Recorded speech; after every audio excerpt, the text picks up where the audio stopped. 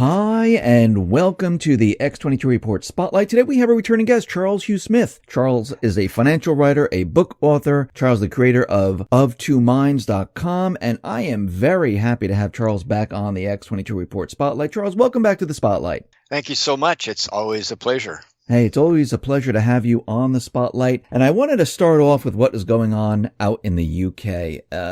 Right now, the Brexit was voted down. Parliament said no. And it was like, a margin of 230 votes or something, which is, I think, the biggest we've ever seen. They had a no confidence vote with May, but she narrowly escaped that. What is happening with the Brexit deal? Do you think the EU is going to negotiate a new Brexit deal? What do you think the strategy is here going forward? Well, Dave, that's a great question, and I'm not well placed enough to know what's going on in the circles of power in Brussels or London. But my context for trying to understand what's going on is Brexit is the deplorables in England and Great Britain, right? And so it's generating very similar emotions to Trump and the Trump voters, i.e. the deplorables in the U.S., and then the tremendous backlash of the establishment, the powers that be, the neoliberal elites that are in charge, that they are really desperate to destroy the political uprising of the deplorables, and we see this in France as well too, right? That the yellow vests, gilets jaunes, they are the deplorables of France. They're routinely hated and loathed and condemned by all the establishment in France, right? That the pundits, the intellectuals, the media, the rest of the political structure. So we're seeing, I think, a general uprising against the neoliberal elites in across the world, at least in the three countries we're talking about now. And I think you could argue that Germany is farther down that road than most people understand. So with the Brexit, do you think their plan is to have a new referendum? You think that the EU would like the people to vote again, but actually maybe manipulate the vote so they say, oh, look, this time they really don't want it and they don't want the Brexit. Do you think that's what they're trying to do here? I think that's definitely one avenue they're pursuing, because if they can get the thing on the ballot again and ramp up all of their propaganda, right? Which we already know from the first Brexit vote what it'll be. You're voting for the economic ruin of Great Britain. You're voting racist, anti-immigration, and you're basically a truly awful person in every way, shape, and form if you vote for Brexit. That's the line of. It really is, Dave. It's like the Cultural Revolution in China. I really think we're seeing that in the West now. And in the Cultural Revolution, which, started about 1966 and ran for about 10 years, it basically destroyed China from the inside, because what happened was there was this cultural movement of the Red Guards and so on, that it was like all or nothing. You either met their standards or you were denounced, and then you were often put under house arrest, put in prison, or beaten up and killed. And so we're not, I think culturally we're in the same thing. Whereas if you don't agree with the neoliberal elites that are running things, then you are ostracized and marginalized. And if you happen to be in a demonstration, then you're going to be hit with a water cannon, truncheoned, or otherwise beaten up, and so that's where we're at. And so I can, in that context, then getting a Brexit vote redone that does what the neoliberal elites want. That's one avenue. The other avenue is to try to punish Britain, to punish those bad deplorables who voted for Brexit. And so if the EU can punish Britain enough economically, cut them off at the knees, then they can force, the idea being, I think, to force Great Britain to come back on bended knee and accept whatever terms the EU imposes. But on the other side of the coin, the EU is falling apart. With Merkel no longer in charge. In Germany, really, she's a lame duck. Italy in the usual turmoil. Spain in turmoil. France in turmoil. In a way, you could argue that Great Britain is negotiating with a dead organization. The EU claims to have all this power, but it's actually falling apart at the seams. And so from the point of view of people who favor Brexit, really maybe what they need to do is just kind of hang on and then let the EU come apart at the seams. Yeah, you mentioned France and the Yellow Vests and how they're protesting, and Macron is trying to come up with some type of deal so they could stop protesting because they don't want this at all. But what I see happening is that with the protests going on and spreading across Europe, it's exposing what Macron, what Merkel, what all these individuals are really about. Because if you really think about it, the people are hitting the streets, the everyday person, and they're telling the government, who's supposed to be working for them, what they want and what they don't like. And it seems like these people, they don't even care. They don't even care what they're saying. And they don't care that, it's hard for them, that they have all these taxes and we're not making enough money and everything else. And it seems like they're not really listening. They're just coming out and saying, listen, if you don't do what we say, we're going to send in the police. We're going to send in this. We're going to do this. And that's how it's going to be. So it seems like, I'm sorry, let me just finish one sec. It seems like we're going back, way back in time when we had the serfs and royalty and the people, they were taxed. Land was taken away. And finally they went out and they just, said enough is enough. No, I think you're absolutely right. And I've written about, France in particular has a long history of general strikes and large scale, in the streets kind of rebellion. Unlike the U.S. And Britain, which are, the populations are much more passive, I think, in general. And so I was talking about the last time that a general strike in France almost brought the government there to its knees, which was 50 years ago in 1968. The student and public, the unions and the students created this huge, basically shut down Paris. And I was talking about that, and some readers said, no, it's more like 1789. In other words, the French Revolution, which is like what you're referring to. And I think you're absolutely dead on in that. And I often use the term neo-feudal to describe the situation we have now. And I also want to pick up on something else you said, which is that the people who are being dismissed as the deplorables, they are not represented by the government that's in power. They don't really have any representation. And I was reading an article by a French author, and he said, really, the Yellow Vest and Brexit and voting for Trump, these are all ways of responding to being politically invisible. And I think that's another guy, another author, Francis Fukuyama, he came out and said the same thing too, which is, a great many people, in fact, even the majority of these citizenry feel politically invisible. They have no representation. Yeah, I agree. And I mean, right now we have France and Germany. I mean, let me just go back for a sec here. EU is a bunch of non-elected individuals that are controlling the European nations. And they don't want to lose power because, they're not elected, first of all, and they're telling, the countries what to do. They're passing certain laws. And I feel like they're very nervous and afraid with this movement, not just in Europe, but around the world.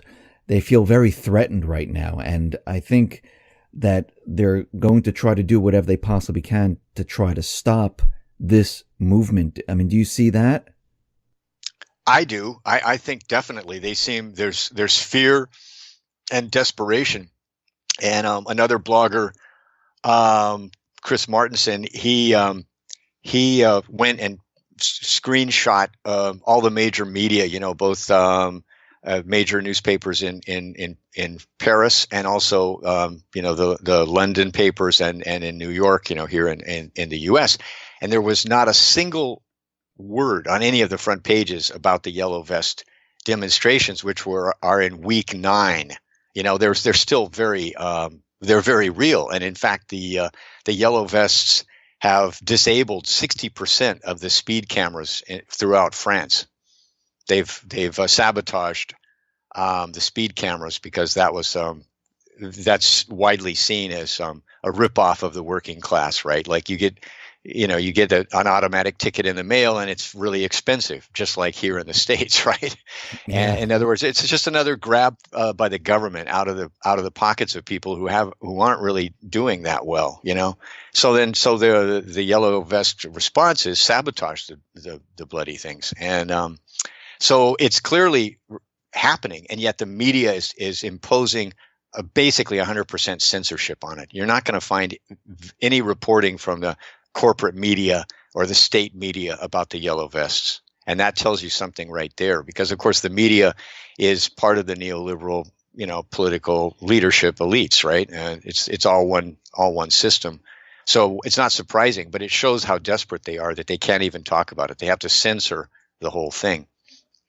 And that's ironically, that's part of what is upsetting to people in some of these countries is if the consequences of the huge influx of migrant immigrants, right, has created a lot of crime and social disorder, as a result of that influx, and yet that you can't talk about that, and the media ignores that in these countries, right? You're not going to hear about crime created by migrant immigrants because that's a no-no. So we see this sort of double. It's like there's two societies and two economies, right? If you're in the neoliberal elite economy and you work for the French government, then you get 200,000 euros a year, and if you're not in the elite and you're a yellow vest, you might make 25 or 30,000 euros. And so, and you don't have any political representation, and what you do is censored. So, it's like there's two systems in play, and it's like you said, it's really like the serfs and the royalty or the gentry class, and so there's two sets of laws, there's two sets of media, there's two economies. One's doing really poorly, one's doing fantastic. And just I'll end with a comment that this French author I referred to earlier, he is a geographer, and he's basically saying all the wealth is in Paris, right? Paris creates the financialization and the globalization wealth, which feeds the government and the corporations there. And he said they don't really, the wealthy in Paris, they don't even need the rest of the country. That's why they don't really care what happens to the yellow vests or deplorables. It's like they don't need them to generate their wealth. They just need them to stay out of the way, and that's like neo-feudalism. So they don't need them as workers. I mean, what are they doing? They're just playing with the free money and speculating and investing. They don't need the workers. They don't need people to work in the factories. They don't need people to work at these jobs. They don't need these people at all. That's an interesting question, and it's so unlike the capitalist model that we're used to.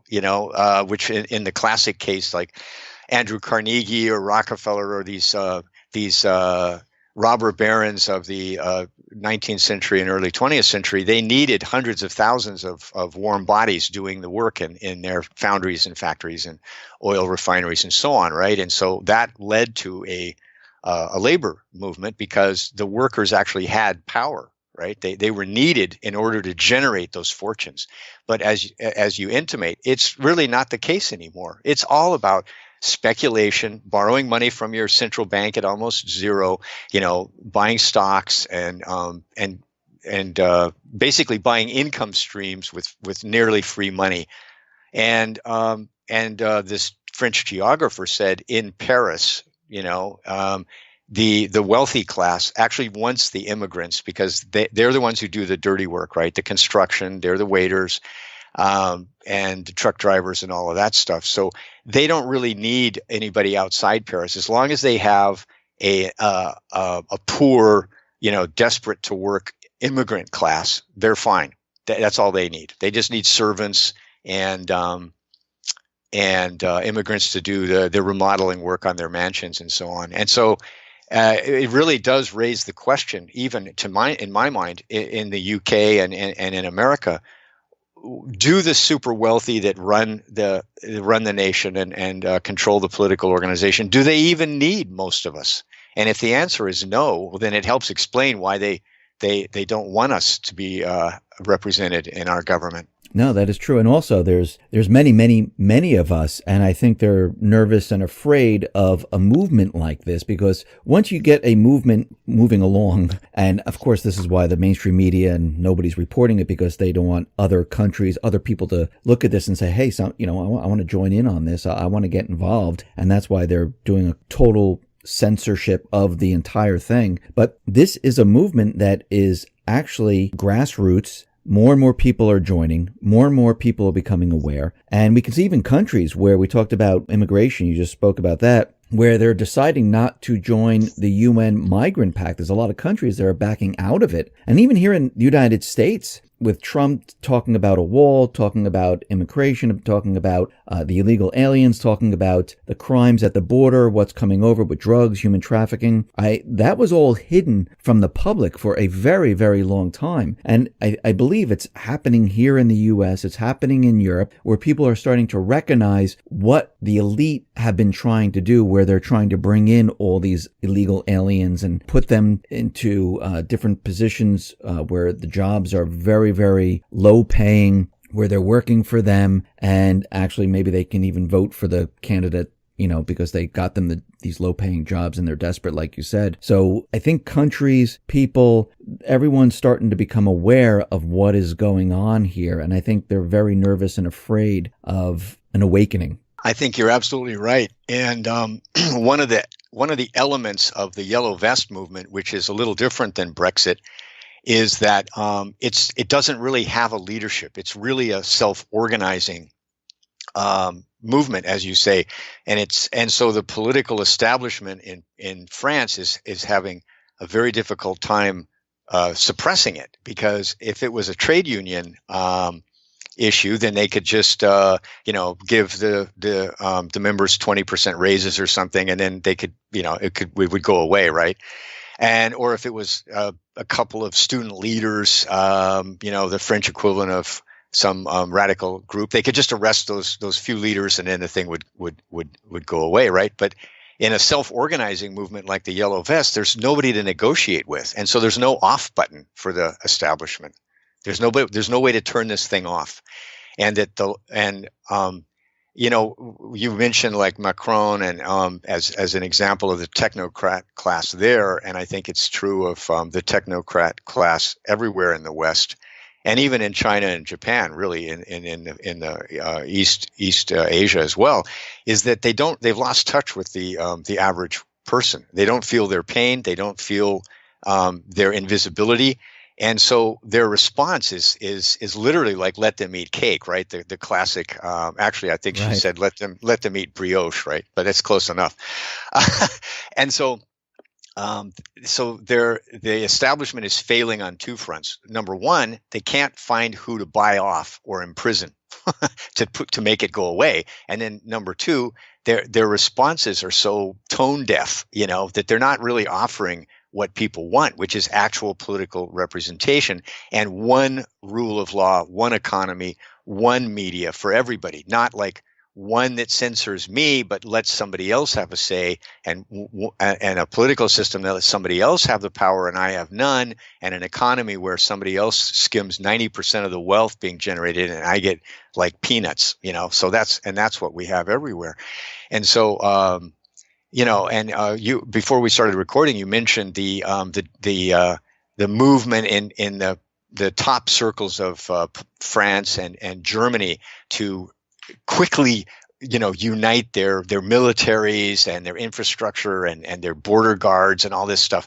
And it's you and I both agreed that it smacks of a desperation. Like they realize that the game of so-called European integration is unraveling, and they're trying to wrap it up and make it institutionalize it before they lose complete control. But I think it's already beyond their ability to suppress it.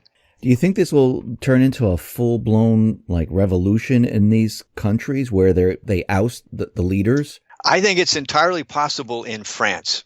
Now let me just explain why I think that. And my brother's lived in France. He's married to a French woman. He's lived there for decades, and he lived in Paris. His in-laws live in Paris, and then they moved to the south in the rural countryside almost 20 years ago. So I visited both rural France and urban France, and the French have their own, they're quite attached to their culture, right? And a lot of people find that kind of prickly or annoying, and that's understandable, right? But we all cling to what we feel is unique about our culture, right? And so you can't say, oh, well, let's just dissolve all cultures. And it should all be open borders, and everybody, should be exactly the same kind of culture. Now, that would really decimate humanity's variety and self rule, right? So, in any event, I'm getting around to the point that the French have a long history with Germany. Like outside of my brother's village, there's a plaque which lists the young men who were murdered by the Germans in World War II for so-called subversive activity. These were not soldiers. They were not in uniform. They did not get a trial. They were just dragged out of town and shot in the head by the Gestapo. And so every village in France has something like that. It's just like every town in France has a memorial to the World War I, which decimated France. And so the idea that the German army is going to come in and take over and share the water cannons and truncheons of the riot police in Paris, that is not going to go over in France. They have memories, of what the Germans did to them the last couple times they were in France.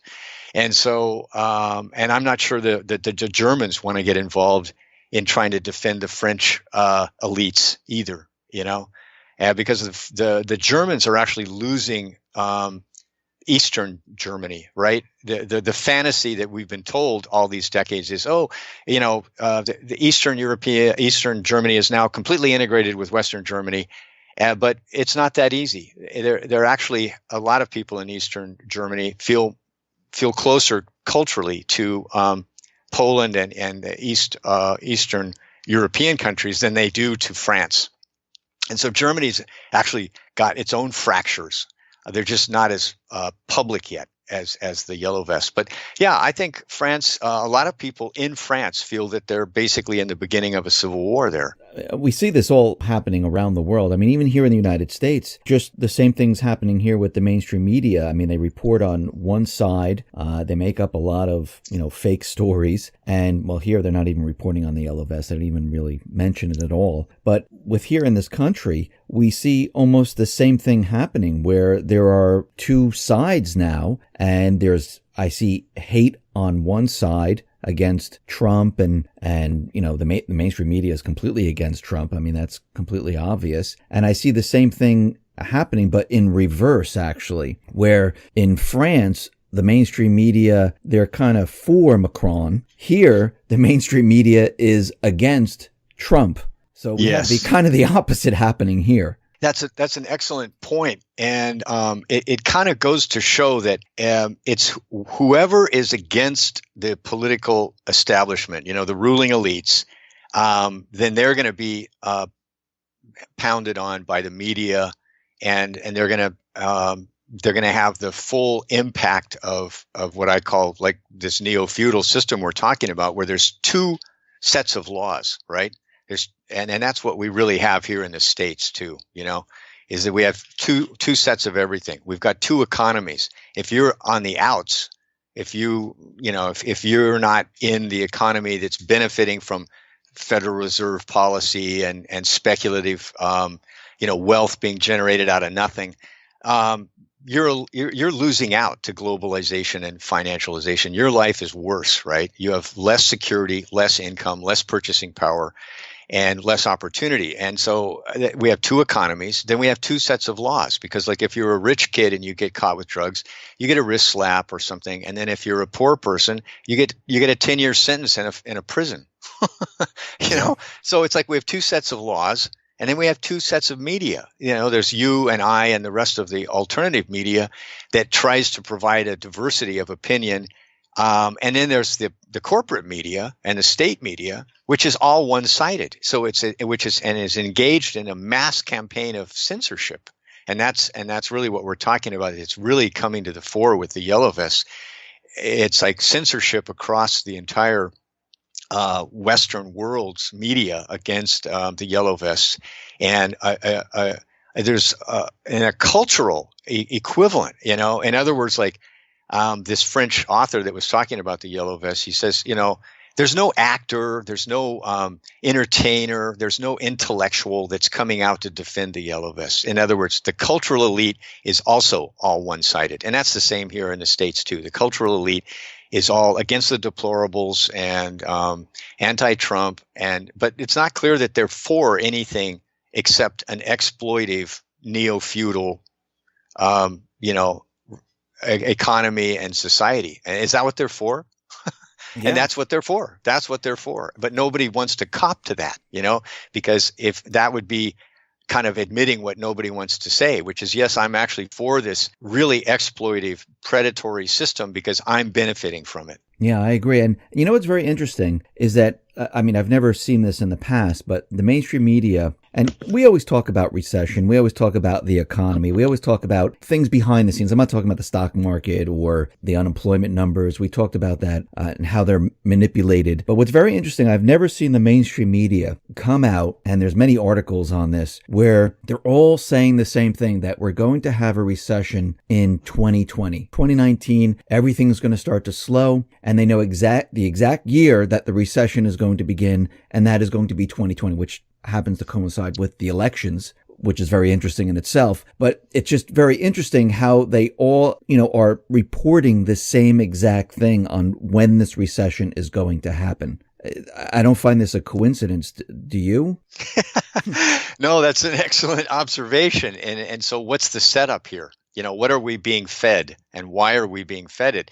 And of course, as we're talking about, since the media is anti-Trump and anti-deplorable, it's not too hard to imagine that the setup is to create a recession or exacerbate a recession in an election year, so that for sure Trump and his allies will lose, because it's going to reflect very poorly on them that the economy is in recession. And then the other point that you're bringing up is, well, wait a minute, all the statistical data we have from around the world, especially China, is the global economy is already entering recession right now, not a year from now. So that's not being reported or being told, because it doesn't fit the narrative that's being pushed. Right. And this is not something that's new. It's not like, the recession just came out of nowhere. This was since going back to the financial crisis of 2008, where they created this illusion. What we're seeing, which I think we're seeing, is a complete breakdown of the central bank system right now, where everything's starting to slow, and we're starting to see everything starting to implode on itself. Absolutely. And I call it like debt exhaustion. In other words, everybody that could borrow for a legitimate reason has already borrowed. And so all you're left with is really marginal borrowers who really don't have any they don't really have the ability to borrow the money, or you're lending money to marginal corporations, zombie corporations, or you're creating a lot of really marginal debt, junk bonds and that kind of thing, where the odds of the borrower defaulting are really high. And we saw that with the subprime thing. And so it's as you say, it is a credit cycle, and you can't really force that to keep going on. It's like the equivalent of saying, well, no, we're going to force the economy to generate more qualified borrowers, and we're going to force those people to borrow more money at a higher rate of interest. If you can't do that, then you can't extend the credit cycle, and they can't. Let me ask you this. Do you think if Trump wasn't elected, and let's just say Clinton or somebody else was in office, do you think they knew that the Federal Reserve System, the central bank system around the world, they knew that growth was going to come to a screeching halt eventually, because we're in this gigantic illusionary economy? Do you think what we're seeing right now is the implosion of a central bank economy because they don't have an event to cover it up. Because if there was someone else in office, things might be very, very different. We might see, or we might have gone into a war or something like that, and that would have covered up a lot of this. Do you think what we're seeing now, and maybe Trump is pointing this out by contradicting the Fed, that this is what a central bank system looks like when it is failing and imploding on itself? You think we're witnessing this all in real time right now? I think we are, and I think you're absolutely right. And I'm not sure that any political class can hide this. I mean, like say, take China. A lot of people are focusing on China. A lot of people think that China is going to be the world-beating economy, that the U.S. is going to be toast and surpassed by China. But other people are saying, well, look at the statistics coming out of China where growth is really slowing. I mean, like their auto sales have plummeted, smartphone sales have plummeted. And some of the economists there have said that they think that growth is actually negative, or more like 1%, not the advertised 6.5%. And of course, they are immediately censored. I mean, they're the video of their presentation is immediately taken off. And so I think what I'm trying to say is, I think you're right that the global central bank system is coming apart, imploding, and the political class is attempting to mask this decay by whatever means it has. And so censorship in China is one way. Here we have this fake narrative that you described, that the recession isn't going to happen for another year, and what's the point there? Well, I guess at a very basic level, it's to convince you to keep borrowing and spending, right? Because if you suddenly feel like your income's at risk, well, then you might pull in your horns and decide not to buy the new car. And then we will get a recession. So there's a sort of self-referential element to it. But yeah, I think they're really, as we were talking about with the yellow vests, I think the political leadership or the financial elites, they're in a kind of a panic desperation mode here. And if we go back to 2016, China was slowing then. It was an election year, and the central banks did a coordinated mass injection of liquidity, right? Bank of Japan, Bank of China, the European Central Bank, and the Federal Reserve all dumped money and liquidity into the global financial system, and their balance sheet shot up. And then the recession that should have happened then the can was kicked forward till now. And so now they're trying the same game, but it doesn't seem to be having the same effect because there's nobody left to borrow money that isn't going to default. So that game's over. So is this going to be the same type of recession that we saw back in 2008, or is this going to be something different? Well, that's a great question, Dave, and I'm glad you asked, because my theory is that this recession is going to be very uneven. In other words, it really depends on where you are in the country, what sector you work in, or your business is in, and what exposure you have to debt. And those elements are going to come together in a kind of dynamic way. And so some households, those with low debt, and they're in a more reliable, less speculative part of the economy, they might do just fine through this coming recession. But other people with high debt and they're in bubble economies like Seattle, the Bay Area, New York City, they're going to be exposed to a lot more risk of like job loss and massive destruction of capital, right? Like the house they thought was guaranteed to be worth $1 million is suddenly only worth 700 or whatever. And so it's going to be a very uneven experience. That's one of the thoughts I had, that the other recessions, like the one in 2000, 2001, that was really a tech, a dot-com thing that destroyed a lot of sort of fake wealth in the tech sector, but it didn't really impact the rest of the economy too severely. But the one in 2008-9 was like across the entire financial system, and so it really did impact the entire country. And so I think the lesson from those two things is this recession is going to be a financial-based one, so it's going to be more like 2008. In other words, it's going to impact the entire economy. It's not just going to blow up one sector. Well, last time in 2008, we had, 10 trillion worth of debt. Now we're up to almost 22 trillion. It's probably a lot more than that. And if there's no one left to borrow, what happens to the credit cycle? What happens to the financial system on Wall Street where they lend out money? I mean, is that all going to come to a screeching halt? And if that comes to a screeching halt, then what happens? The statistics from that era, the 2008, 2009 kind of global financial meltdown, that this kind of, interbank speculative borrowing that you're referring to, I mean, it dropped by 90% very quickly. In other words, because that's how our economy is set up now, right? I mean, it's like in the old days, then the bank took deposits, it took your savings and then it loaned it out and it was stable. But now, of course, as we know, that it's very highly leveraged. They borrow short-term money and lend it out longer term. That's the game now, right? They don't need actual cash or deposits. And so what that does is it creates a very short-term mentality where, if you can't make a profit like right now doing this trade or this loan or this bond, then you pull in your horns and don't do anything, right? Because you don't want to lose money. And so we could see that kind of really rapid collapse of speculative lending and bond trading and stock market speculation and real estate speculation. And so that's where former Federal Reserve Chairman Alan Greenspan, when people asked him, well, how come you didn't see this coming, right?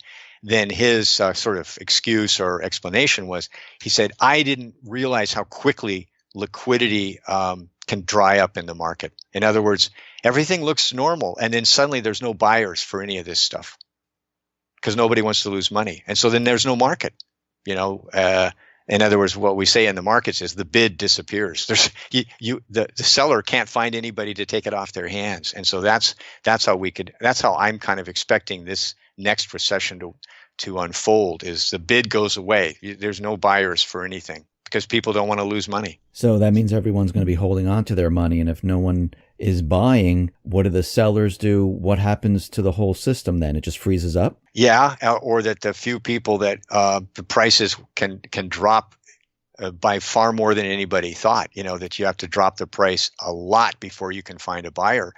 And then we might see more of what we saw over the last 5 years, which is central banks starting to buy houses and mortgages and stuff directly, because if there's no private buyer, then who's left to prop the whole thing up? And so then you hear stories out of China where the local government is buying these empty flats and new developments. They're buying the new apartments, the condos, because there's no private buyers. And if this gets out, that there's no buyers at any price, then that could collapse the real estate market, right? So you could see these kinds of sub rosa, like under the surface kinds of attempts to prop up the market by being the buyer of last resort. But, I don't think that really doesn't work. Eventually word gets out and then people realize, wow, this game is really, it's really risky now. The central banks are the only buyers out there. And so it actually detracts from people's confidence in the market once they discover how rigged it is.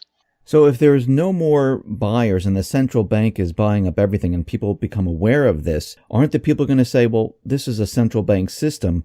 This system failed and the central bank has to create currency out of thin air to buy this stuff. This is not a real economy right now.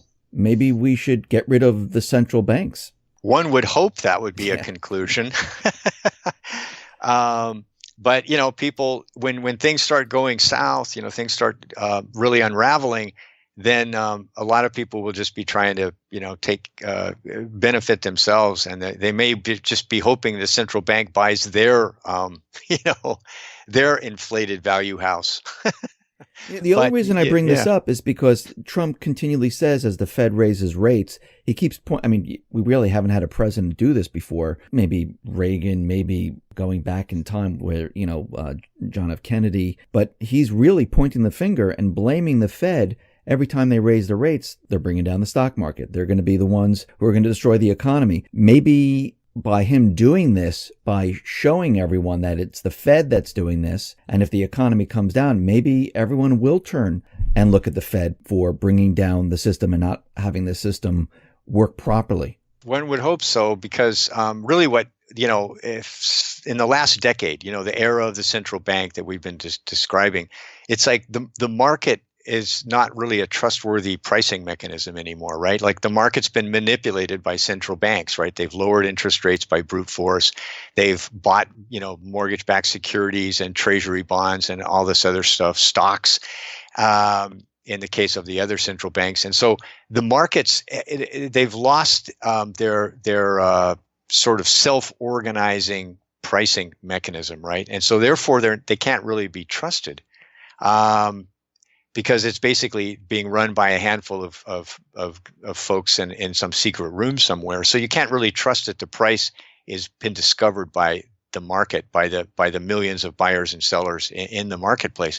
And so the more they try to maintain control of the markets, right, through manipulation or sub rosa buying, they're actually reducing our confidence in the markets and in their own control. So I think you're absolutely right. What they're doing is they're eroding our confidence in their management and in the manipulated markets that they now control. Charles, thank you very much for being on the X22 Report Spotlight. Once again, how can people see your work? Yeah, please visit me at of2minds.com. There's a lot of free samples of my recent books. So grab the PDF and take a look at it. Charles, once again, thank you very much for being on the Spotlight. I really appreciate it. It's been my pleasure. Thank you so much. Thank you.